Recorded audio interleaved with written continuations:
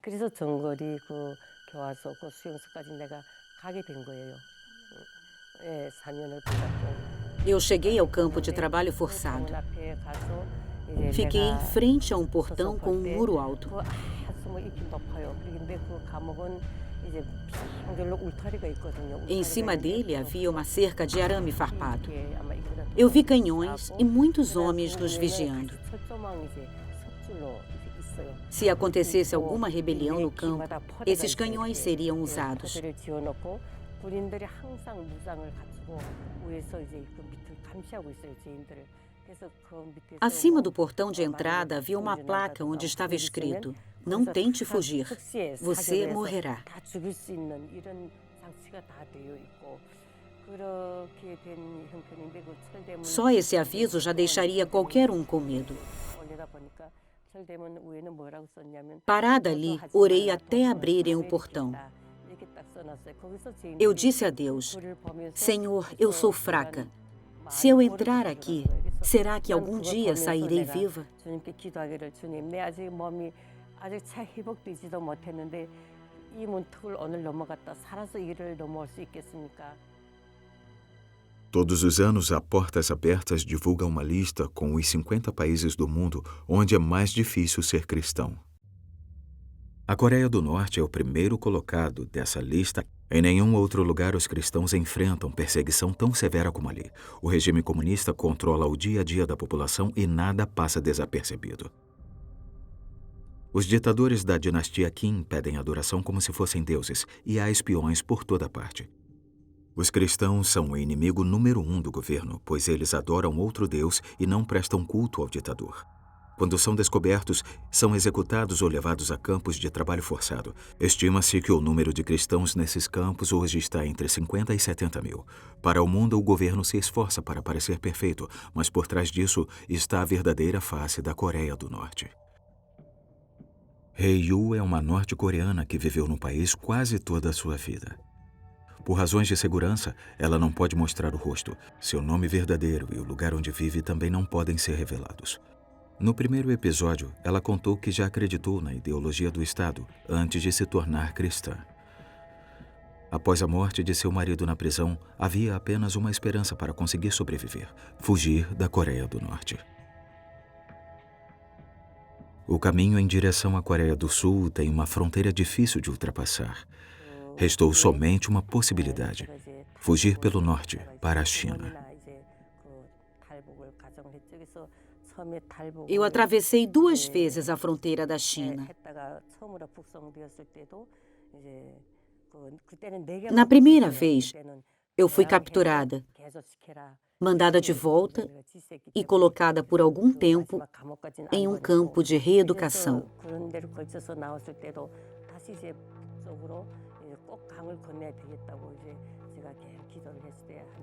Na segunda tentativa de fuga, eu precisei atravessar o rio ao norte do país.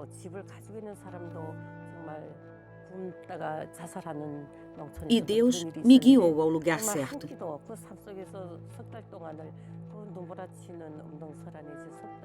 Ele me supriu no caminho para a fronteira chinesa com refeições todos os dias. Eu fiquei 3 meses nessa jornada durante um inverno rigoroso.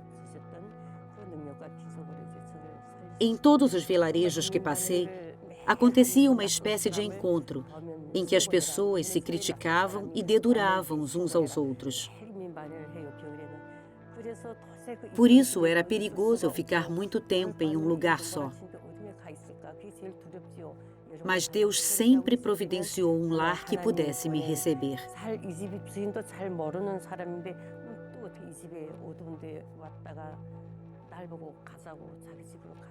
Eu ficava em cada casa por 2 ou 3 dias e depois seguia meu caminho, porque ficava perigoso. Assim eu continuei e Deus sempre provia algo para comer e um lugar para dormir.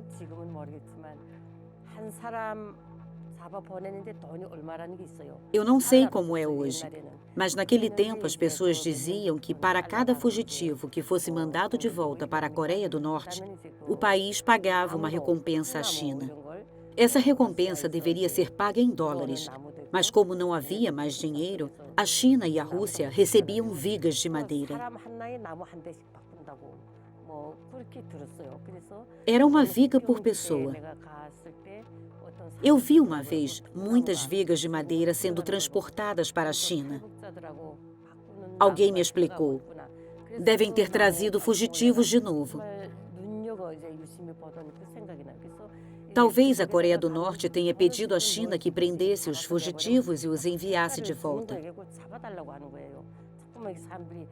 Mesmo assim, muita gente deixa o país.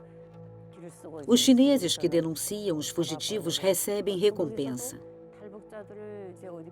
Alguns chineses são pagos para fazer isso. Eu acredito que essa seja a principal razão de encontrarem fugitivos norte-coreanos no país. Quando eu atravessei a fronteira pela segunda vez, fui capturada e levada para um lugar onde as pessoas são interrogadas e depois mandadas de volta para a Coreia do Norte.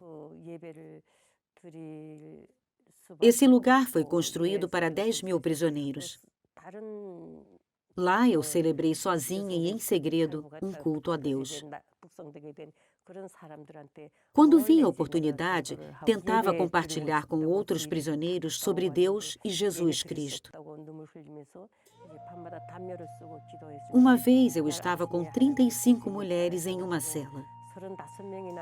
E eu orava todas as noites. Ó Senhor, o domingo se aproxima e eu não posso celebrar um culto. Mas eu quero te louvar. Numa manhã, todos os presos foram chamados e levados para fora. Mas eu consegui ficar para trás com mais 3 mulheres. Eu já tinha falado sobre Deus para elas. Eu pedi às mulheres que fizessem o culto comigo. Nós não podemos celebrar em voz alta, mas nós oramos e cultuamos a Deus em pensamento. Eu recitei em voz baixa o Salmo 23 e falei a elas sobre esses versículos. No dia seguinte, todas nós fomos mandadas de volta à Coreia do Norte. Eu as encorajei e disse que elas não deveriam de maneira nenhuma negar a Jesus.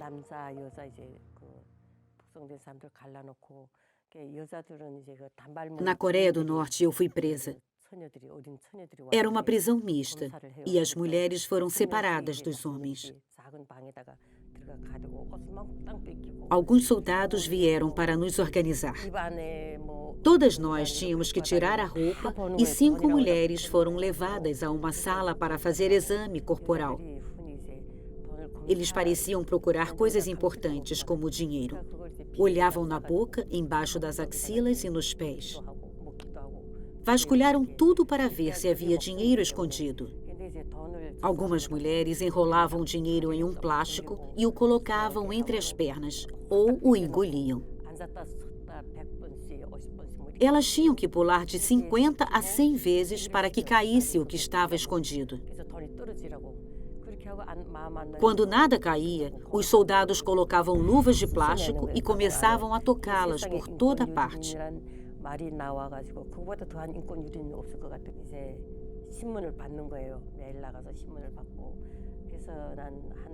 Depois desse exame, éramos interrogadas. Meu interrogatório durou 2 dias.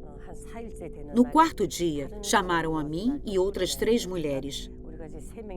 Uma delas contou a eles que na China eu pregava a palavra de Deus aos outros presos de dia e de noite. Isso foi a minha sentença de morte. Eu fui torturada muitas vezes.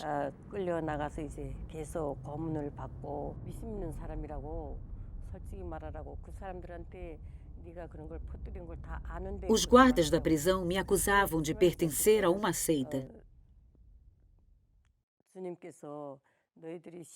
e que queriam que eu admitisse que estava doutrinando as pessoas por meio dela. Eu me lembrei do versículo bíblico, mas quando os prenderem, não se preocupem quanto ao que dizer ou como dizer. Naquela hora, lhes será dado o que dizer. Então não tive mais medo nenhum e consegui responder bem a todas as perguntas deles. O Espírito Santo me ajudou a fazer isso. Durante o interrogatório, um pedaço grosso de madeira foi colocado embaixo do meu joelho. Eles me fizeram sentar em cima dele e um dos guardas subiu em mim para pisar no meu joelho. Me bateram com pedaços de madeira e me chutaram no corpo todo. Nesse momento, eu tive medo de perder a consciência e negar a Jesus.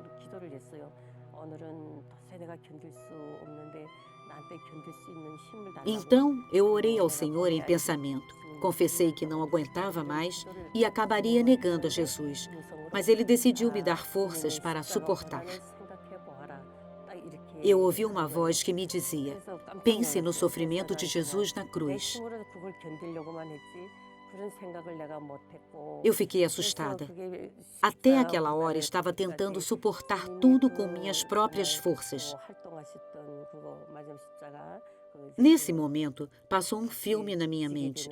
Jesus foi agredido até a crucificação e depois foi pendurado em uma cruz. Essas imagens ficaram bem claras na minha mente e fui envolvida por elas. Eu não sei quanto tempo se passou. A tortura acabou e me pediram para levantar.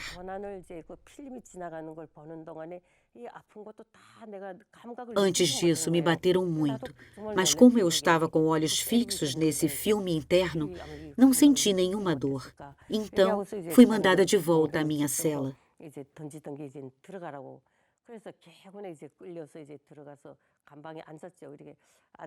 Eles me jogaram lá dentro e fiquei sentada, sem forças. Uns 5 minutos depois, ouvi uma voz do alto.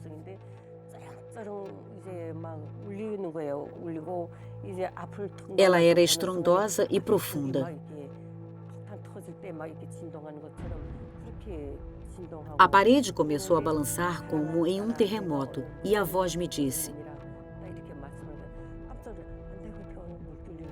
minha filha amada, hoje você andou sobre as águas.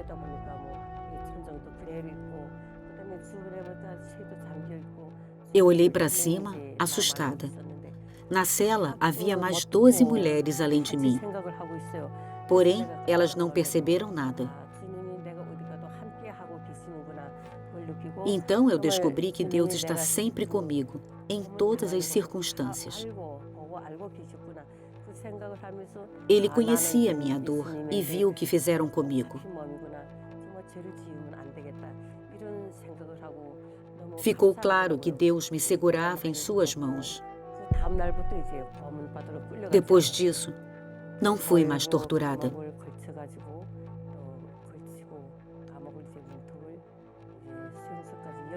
Eu cruzei a fronteira 2 vezes e fui levada de uma prisão a outra. No total, foram 10.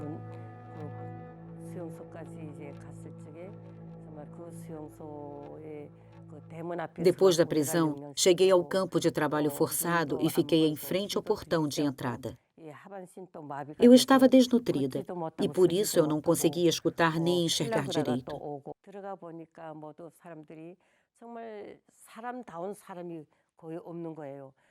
Abaixo da barriga eu estava quase paralisada e não conseguia ficar em pé nem caminhar. Eu estava muito doente. Fui levada para dentro. Lá eu vi outras pessoas doentes. Ninguém tinha aparência normal. Estavam desnutridos e eram só pele e osso. Muitas doenças estavam se espalhando. As pessoas pareciam mortas e mal conseguiam andar.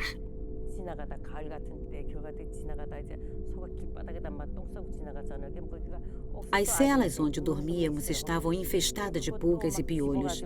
Também tinham ratos. Como não havia muita comida, as pessoas comiam os ratos que encontravam. No inverno, quando uma vaca passava pelo campo e deixava cair estrume, as pessoas corriam para fora e tentavam achar algo comestível, como um grão de milho ou de arroz. Se achasse alguma coisa, colocava direto na boca, sem lavar. Todos se comportavam como animais. Também não havia água nos campos de trabalho forçado. Tínhamos que tomar esgoto e muitas pessoas tinham infecções no intestino e no estômago. Primeiro vinha uma febre muito alta e aí acabavam morrendo. Uma vez, fiquei 10 dias com uma febre muito alta e não recebi nenhum medicamento. Eu fui curada por Deus.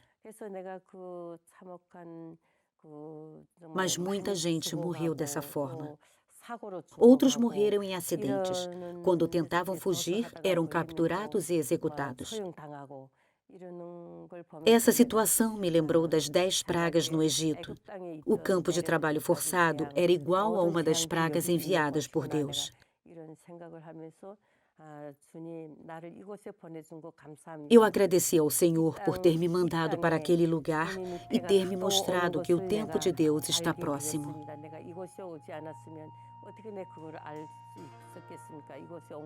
Se eu não tivesse sido presa, eu não saberia disso. Eu orei.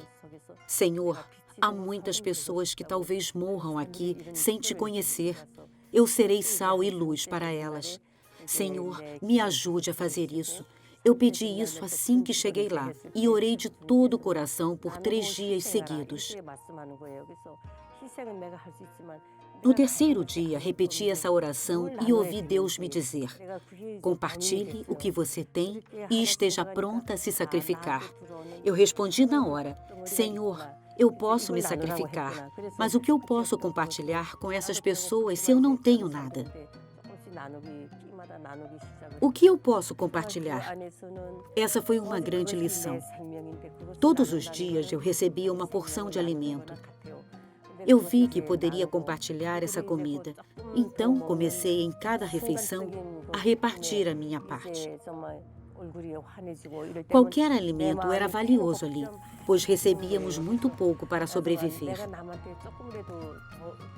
Eu conseguia ver nos olhos dos presos, mesmo que por pouco tempo, um pequeno sinal de alegria quando recebiam a minha parte.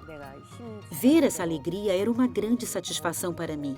Eu estava feliz de poder dar algo e ajudar aos outros, dentro do que era possível.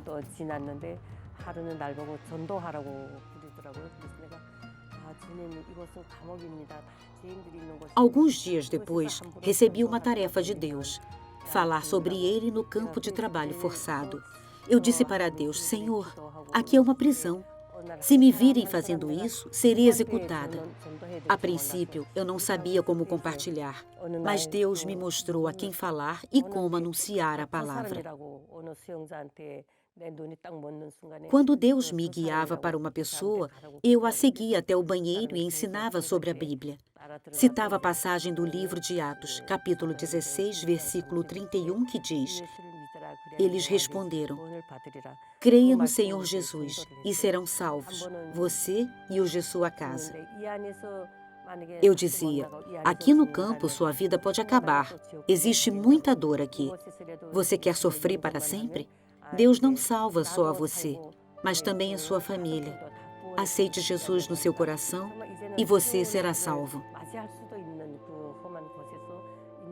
No campo, as pessoas podem morrer a qualquer momento. Por isso, elas recebiam bem a mensagem do Evangelho. Além das mulheres, Deus me mostrou alguns homens com quem eu deveria falar. Em minhas forças, não teria coragem para isso, mas com a ajuda de Deus, eu fui obediente. Assim, começamos uma igreja secreta, ali no campo. Depois de 3 anos na prisão, Rei-U foi solta. Ela viveu por algum tempo em um vilarejo na Coreia do Norte, mas sonhava com uma vida nova. Por isso, ela fugiu pela 3ª vez para a China. Lá ficou escondida por alguns anos até que, em 2012, conseguiu mudar-se para um país mais seguro. Hoje, ela mora com seus filhos em um país livre e, pela graça de Deus, vive com liberdade a fé cristã e serve na igreja. Como podemos ajudar os cristãos da Coreia do Norte? Rei-U pode nos ajudar com essa questão. Eu creio que a maior ajuda é a oração. Na minha primeira fuga, cheguei à China em um domingo. Nesse dia, um senhor de uma igreja orava em frente a todos os irmãos.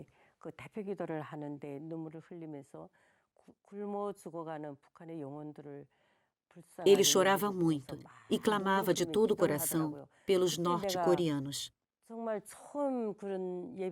Foi a primeira vez que vi um culto e que vi alguém orando pela Coreia do Norte.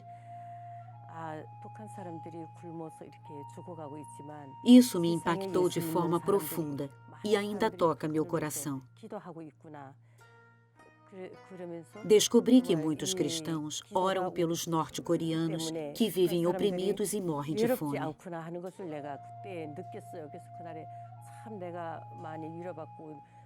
Foi assim que eu aprendi que a Coreia do Norte não está sozinha.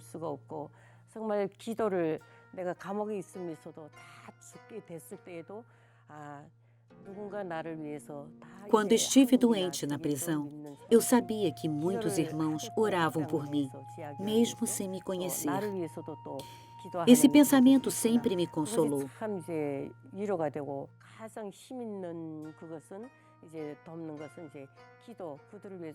A maior ajuda é a oração, e isso é algo que todo cristão pode fazer.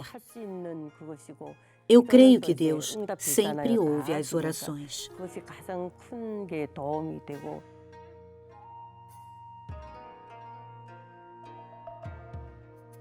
O apóstolo Paulo diz: orem também por mim, para que, quando eu falar, seja-me dada a mensagem, a fim de que, destemidamente, torne conhecido o ministério do Evangelho, pelo qual sou embaixador preso em correntes.